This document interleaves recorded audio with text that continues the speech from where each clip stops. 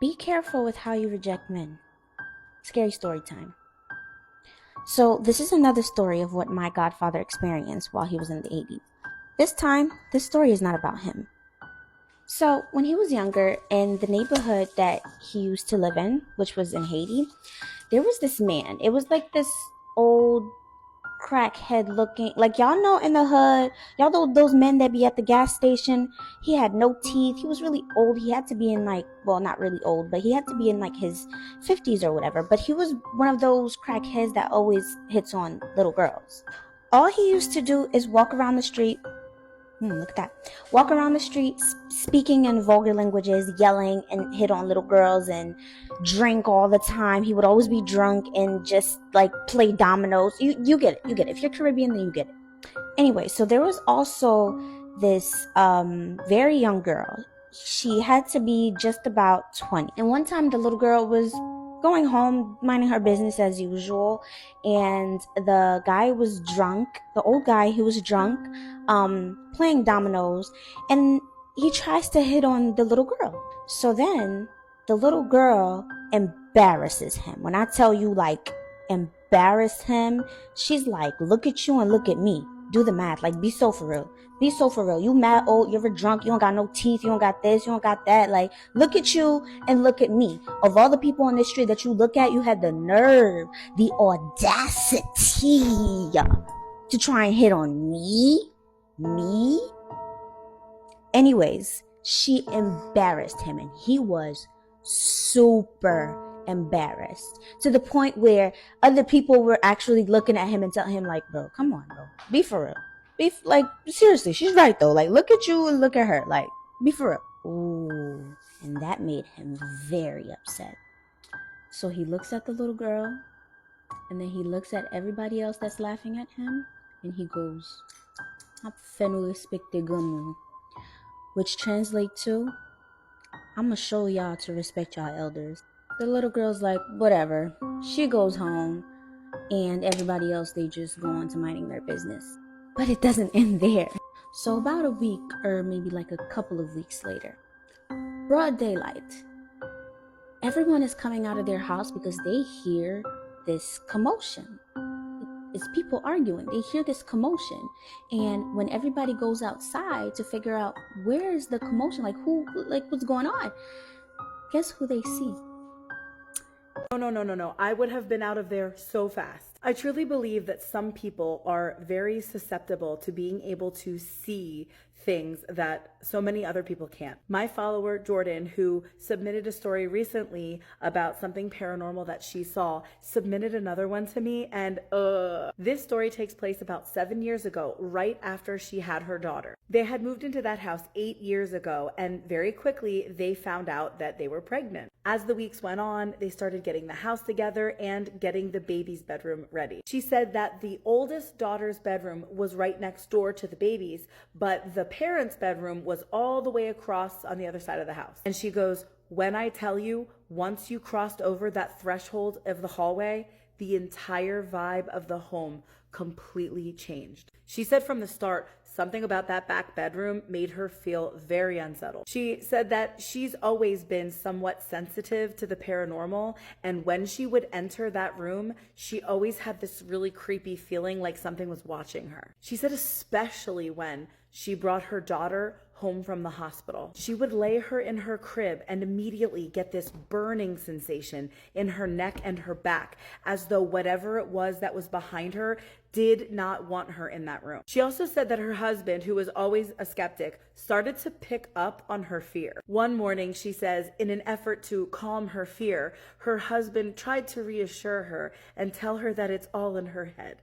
Yes, very reassuring, honey. And get this, in that exact moment, one of her daughter's toys went flying across the room. And even he couldn't deny what he saw. She said after that moment, the baby slept with them, and she had a monitor on so that she was able to hear what was going on down the hallway with her older daughter. She said she got to the point where she wouldn't even go into the baby's room anymore. And her oldest daughter said that the big heavy footprints that were going on in the middle of the night outside her bedroom door were keeping her awake. She said she also saw dark shadows in the corners of every room.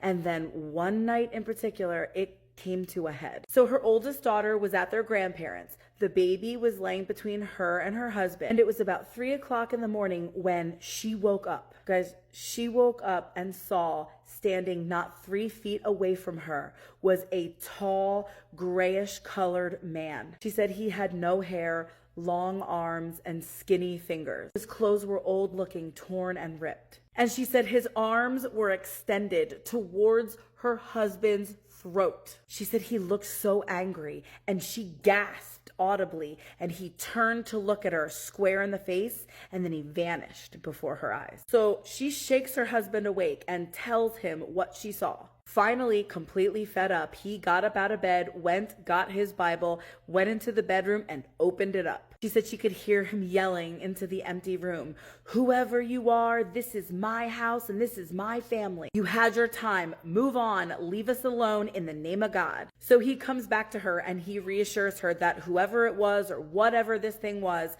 felt like it was gone now. She said that since this incident, she does feel like things are very minimal now. But then she adds, "However, we still see a small childlike figure peeking around the corners at us. But I think they just want to play." I expressed to her how that is just so freaking creepy.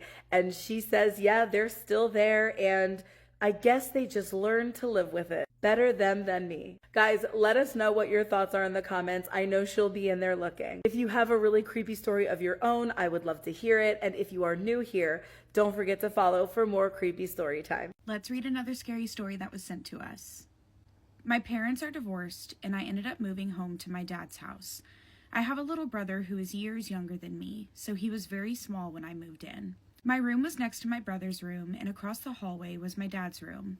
In the beginning, there wasn't much happening. I started getting sleep paralysis, which I had never had beforehand. It started out small. I would wake up and couldn't move, and my door would be open, which was weird since I had always slept with it closed. I brushed it off since I thought it might have just been a coincidence. Time went on, and the sleep paralysis got worse. I started seeing things. I read up on sleep paralysis and came to the conclusion that it was normal to see things, though I couldn't really get over what I was seeing. But I also couldn't remember everything in detail about what I saw, and that terrified me. I would wake up, not able to move, when the door would slowly creak open. I'm laying on my back and I try to look towards the door, but I can't. So I'm just trying to see it out of the corner of my eye, when a small, dark-haired girl crawls up to my bed and just sits in this weird crouched position while tilting her head and smiling. I had never in my life felt so unsafe and unsettled. Her eyes were gone, just sockets of darkness, and it was like I could feel her malicious intent.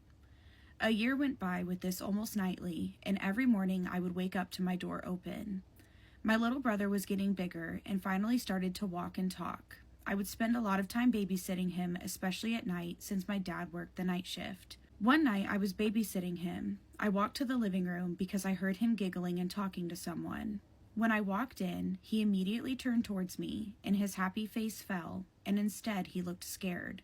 I was a little weirded out since he's never been scared of me. Even when he is in trouble, he isn't scared of me. So I sat down and asked him what he was doing and who he was talking to. He looked behind me 3 or 4 times before answering, "She doesn't like you." I'm pretty freaked out and ask, "Who doesn't like me?" He looked behind me again before placing his little hand on my mouth and shushing me. Later that night, I woke up out of nowhere to see my door wide open and the red sensor light illuminating a small child in the hallway. I freaked out at first. The sight was pretty terrifying, until I realized it was my brother. I went to him to ask him why he was up and what he was doing. He didn't answer at first, just pointed behind me. I have never been so scared as I swung around to see what he was pointing at, only to find nothing. I asked him what he meant, as there was nothing there. He got a bit angry with me because I didn't believe him. I went to put him back to bed, and I pressed him for a bit more information. He told me that the dark-haired girl won't let him sleep. She keeps wanting to play. When he mentioned the dark-haired part, a shiver ran down my spine, and I felt true fear. I didn't want to scare him, so I just told him to go to sleep and tell her that he isn't old enough to play at night. This made him smile. The last part was a small running joke we had, because he didn't understand that I was old enough to go to parties when he was sleeping. This started to happen often. He would stand in the hallway or be talking to someone. My dad mostly brushed it off to him having a big imagination, until one night I had sleep paralysis and woke up to deep scratch marks going down my legs. Like you could see where the marks started and ended. That's when I finally had enough and asked my dad for help. He didn't really believe any of this, but he did have a friend who was a medium. She came by and she recorded the conversation we had in my room and my brother's to see if we would catch anything.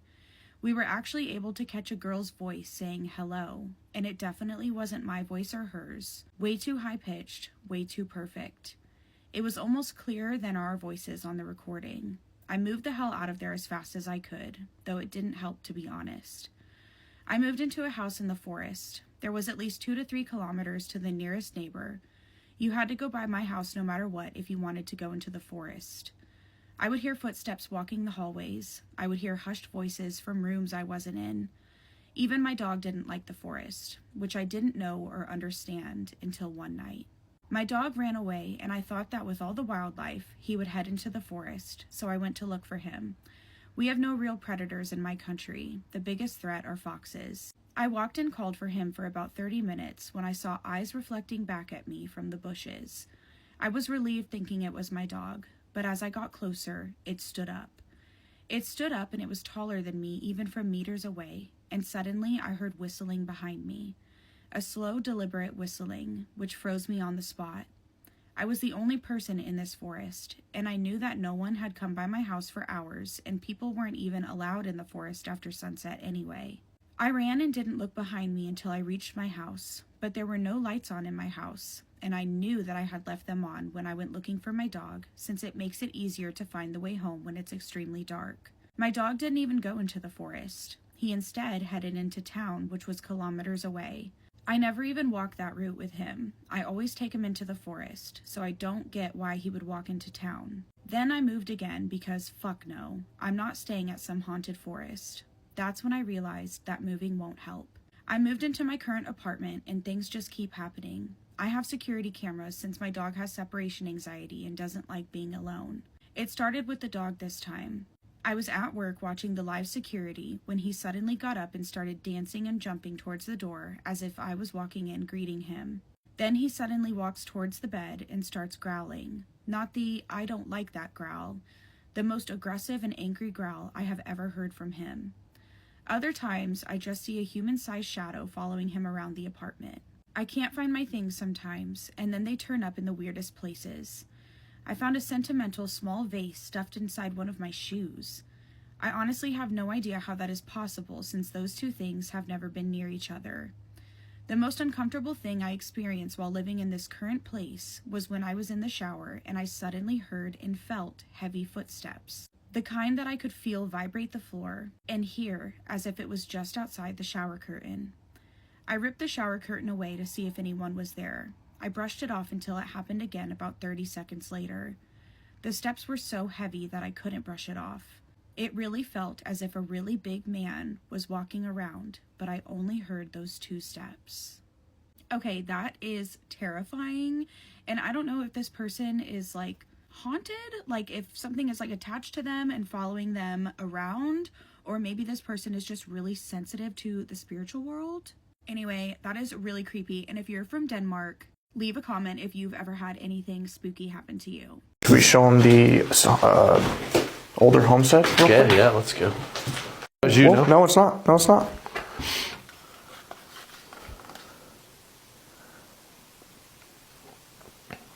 Was that you? Yeah, that's on either side. It went to both. Yeah. So y'all know how I be telling y'all to stop messing with things that y'all don't know about? Scary story time. And yes, this story is my dad's story also. Yo, why did I already record this story and halfway through the story the sound went out?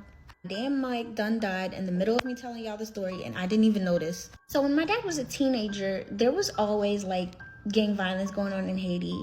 Just like it is now, except now it's like so much worse. Back then, it was really more so robbing. Like at nighttime, they would break into your house at pew pew point, rob you, and leave. Sometimes there would be some wild ones that would really somebody, but yeah. So what some communities did is that they did their own neighborhood watch. So a lot of the people in the neighborhood would get together. Some were cooking, some were keeping watch, which was my dad and his friends. So like the teenagers and a couple of older people too. They were keeping watch. Some had a machete, some had a hammer, as long as you were armed and you were outside. But at the same time, they had fun with it. Like they would be playing dominoes while, keeping watch. So there was this guy that was part of the neighborhood watch. And I put it in quotations because he was part of it. But what he would do was he'd come, eat the food, and go to sleep. He would do that all the time. So he wasn't really there to watch. He was really there for the food. So one night, he came for his shift, ate some food, put a cover on the floor, went to sleep. And my dad was there. My dad and his friends, they were there that night. And they were all just talking about it. Like, this guy, he just come for food. So my dad is like, let's teach him a lesson. My dad, being the type of person that he is, he decides to prank the guy. He decides to make sure that the pranks teaches him to stay up and actually do his job. Now, before I go on, let me explain something to y'all so y'all get the next part of the story. So one thing with like voodoo in Haiti, when people are having like their rituals, the voodoo rituals with like the dancing and the whatever chanting, they would have this white powder. If you know, you know.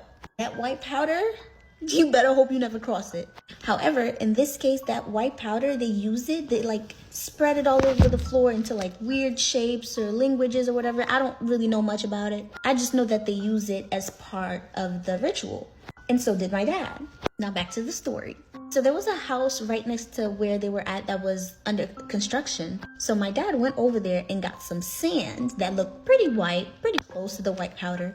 Now at this point, everybody knows about the prank. My dad already came up with the prank and everybody's on board. Everybody's laughing about it. They cannot wait to see his reaction. So my dad gets the sand and my dad being the prankster that he is, he spreads it all over the guy on the floor, but in a coffin shape. And once he was done with that, he spreads it nearby in like some weird shapes and forms. He wasn't doing anything specific, but he was trying to look like what it would really look like. Once he's done, everybody's excited to see his reaction, but they all left him there by himself and they move a couple houses up so that they can still keep watch, still see him and see his reaction when he wakes up. So they move a couple houses up. My dad sits on top of this huge wall, so he's really high up. He can really see everything. Him and his friends are sitting there chatting. And as they're speaking, my dad notices down the street, there's somebody there. So my dad tells everybody, hey, y'all, there's somebody standing down the street. So now everybody kind of like, that's their job. They kind of like, yeah, who's that? As they're talking about the person being down the street, they look again, and there's two more people. Which was weird because it didn't look like they were coming from somewhere. It was more so they were appearing out of nowhere. And then as they start talking about that, more people start to appear. And this time they really start to look and they notice that everybody down there is in all white. Now they know what's going on. They know them ain't people. And they also know that because they've been having this neighborhood watch, the people, the lugaus that need to do what they need to do at night can't really do it because it's too active in the streets. So now everybody like, oh, I don't know. Some people start to talk about, oh, yeah, I think I'm going to go home. But my dad is like, I ain't going home. I'm not going nowhere. I'm going to sit right here. I'm going to stand right here. And some of my dad's friends, they're like, yeah, I'm going to sit right here. I'm not bothering nobody, And as they're talking about that, they look again, only this time the block was full of people, like a lot of them. And they're all in all white. Now, everybody started getting really scared, including my dad. Now he kind of like, oh, shit. And my dad tells me it's like they can sense our fear because they looked at us and start walking towards us. What would you do if two strangers arrived at your house late at night? Would you be kind enough to let them in, or would you shut the door in their face? Well, tonight's scary story explores what happens when you let two strangers in. So our story takes us back to the 1870s. There's a woman named Miss Zerelda Potts. Now, Zerelda is about 70 years old at the time of this story, and she lives in northern Missouri.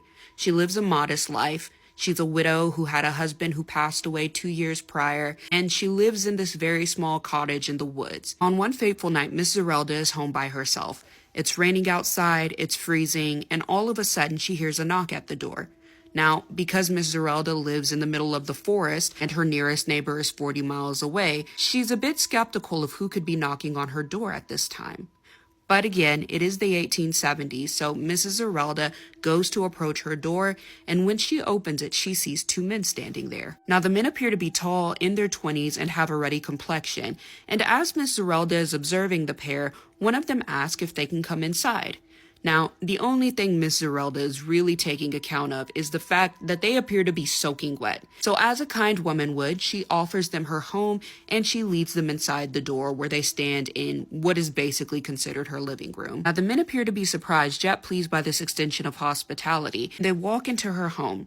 Now, again, Miss Zerelda is a kind woman, and seeing that her new guests are soaked to the bone, she walks over towards a trunk. Now, she does notice that one of the men has a weapon on him, but it's customary of the 1800s, so as he's getting ready to draw his weapon, she reaches into the trunk and pulls out a stack of clothes. That's when their host walks up to each of them and hands them a stack of the clothes. She tells them to strip down and put the clothes on because it's freezing outside and they need to get into some dry clothes. Now, she also adds that while the clothes might not fit them because the men are a bit taller than her husband, it's better than being soaking wet.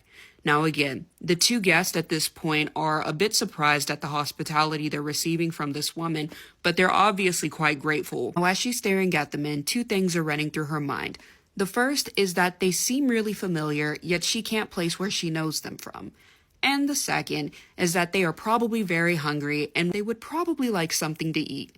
So Miss Zerelda, extending yet another act of kindness for the evening, offers the men some soup. She's got it warming on the stove, and the men state that they had been hungry, they just didn't know how to ask, but they hadn't planned on asking anything of their host other than shelter for the evening. So they were elated when she offered them this cooking soup. They hadn't eaten in days at this point.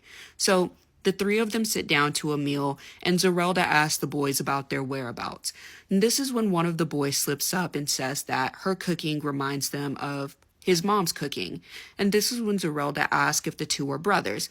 And of course, one of them says that they aren't brothers, they just miss being home, and that one of them is homesick more than the other. So the trio sits down for dinner, they're having a good conversation, they're learning about each other, and at the end of the night, Miss Zerelda makes them a pallet on the floor.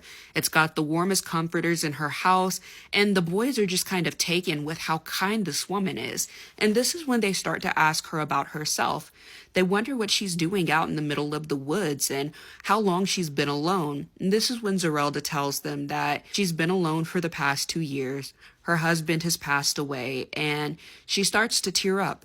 Now, the boys at this point are feeling a bit attached to their host, so they're looking at her and they're wondering why she's getting upset. And Miss Zerelda tells them that once her husband died, they fell on some really hard times, or rather she fell on some really hard times. She couldn't afford the house that she lived in or the land that it was on, and so she took a mortgage from the bank. And this is something that's been on her mind more and more as the deadline started to become nearer and nearer. Now, the boys are laying on the floor and they're looking up at their host, and this is when one of them asks her what's going to happen to her if she can't afford to pay the debt tomorrow. And this is when she says she just has to get rid of the house and the land. She doesn't know where she'll go. She'll just have to figure it out. And this is when she starts to tear up because her and her husband built the house together. They bought the land together. They had happy memories there, and everything good in her life was associated with this house. She tells the boys there's nothing she can do about it, and she starts to tear up again, but she brushes it off and she tells the boys that they need to go to sleep because they've had a long day and they probably need to get some good rest. Now, before the boys oblige their host, they ask her how much money it would cost to pay off this debt. And Miss Zerelda tells them that it's not even worth saying because it's such an exorbitant number. But the boys refuse to go to sleep until she tells them how much it is. And this is when she reveals that it's $900. So the boys look at each other, they look at their hosts, and they bid her good night. The next morning, Miss Zerelda wakes up a bit early with the hope of surprising the boys with breakfast before they head out on their new adventure.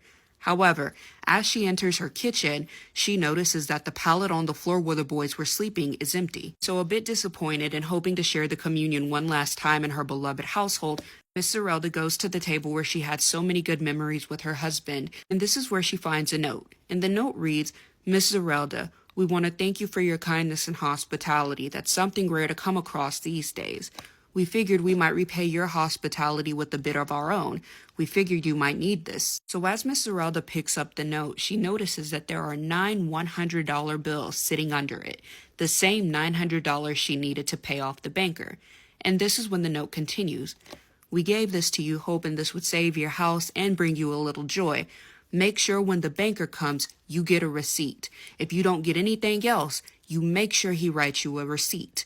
Now, Miss Zerelda was confused about this, but when the banker came, she made sure she gave him the $900 and asked for a receipt. Now, the banker was a little confused by this because he counts money for a living. So not only was it odd to him that she had 9 $100 bills, but how could it be that a woman with no income on her own could have amassed this much money at once? But alas, even though he was a bit resistant to giving her a receipt, he did give her one, and then he went about his business. Now, as for the banker, he heads back out towards the city where he's working at, and all of a sudden, the banker notices that his horses are starting to get nervous and they're starting to stall, when all of a sudden, there are 2 masked men who ride out of the wood on their horses. They appear to be tall, around 20 years old, and have ruddy complexions, and this is where they pull out their pistols, and they tell him to unload all of the money that he has on his carriage. They're robbing this man. This is when the banker, trying to appear brave and possibly save his own life, states that once he gets back to town, he's reporting this to the police and that these 2 men are going to be wanted men. And this is when both boys pull down their mask and say, "We're already wanted men." And this is when the banker realizes that he's looking face to face with Frank and Jesse James, the notorious outlaws. Anyways, let me know what you guys think of this story. Do you guys think there are any lessons in here? Do you think you would have done what Miss Zerelda did? I want to know your thoughts in the comments. Let me know what you guys are thinking. Yes, this is a happy ending. Yes, Miss Zerelda stayed in her household until she passed away. And yes, if you're wondering, Jesse and Frank James did get their $900 back. Anyways, I hope you guys will follow me on my other socials, at Clever Fox on both YouTube and Instagram. And I will see you guys in my next video. What the fuck was that? Bro! What's going on around you? I don't know. I'm frozen. I am frozen. Did the window Sean. break? Never let a man come over to your house after a first date. And if you used to do that, you're not going to do that after the story time. Let's go. I also forget to mention that it's a true story time.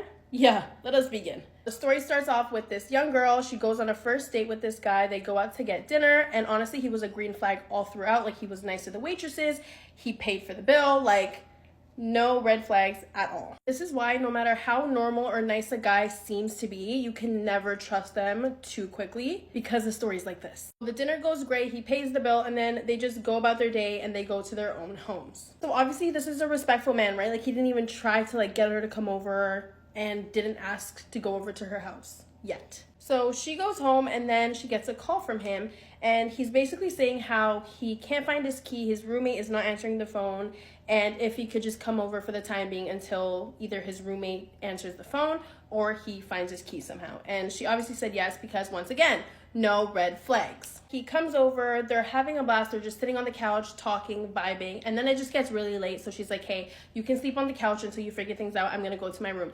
And something told her to lock the door. Obviously, she lives alone, she doesn't normally lock the door, but something, an instinct. A woman's instinct is always right. So she ends up locking the door and then just going to sleep. A couple hours pass, and then she gets a knock on her bedroom door, and it's him asking for a phone charger because his died. Something told her once again, don't open the door, just tell him where it is. So she does not move, and she says, it's on the kitchen counter, like, help yourself. And he says thank you, and then he goes about his business, and then she just goes back to bed. Okay, this is where it gets a little for me. A couple minutes go by, and then he comes back and knocks on the door and says, hey, like, this charger's not working, like, do you have a charger in your room that I can borrow? Something just raises a flag in her head, like, hey, something's wrong, why does he want to get into my room so bad? So she calls the police. After she calls the police, she hears the door kind of opening, she hears a bunch of commotion outside. And then a couple minutes later, the police knock on her bedroom door and say, hey, you're safe, he's in custody, come outside and look at your living room. Guess what she saw? Please, just pause the video. I want you guys to guess first before you actually hear what it is. So she walks out from her bedroom to her living room with the police, and she sees her whole living room fully plastered, and she just sees a box of power tools. So drills, axes, you name it, it was in that power tool box. If she left her room and she didn't use her womanly instincts, you guys, women, we're never wrong. I said what I said and I meant it. If she did not just listen to her instincts, she would have been gone. I'm so scared for women. We're not safe ever, and it's really sad. I really want to know how she felt in that moment.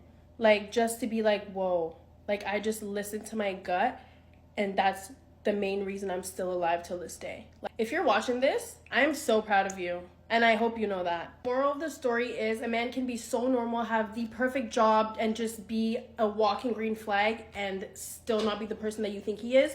So just don't let anyone into your home. Make sure that you guys run a background check first. Okay, I love you guys. Bye.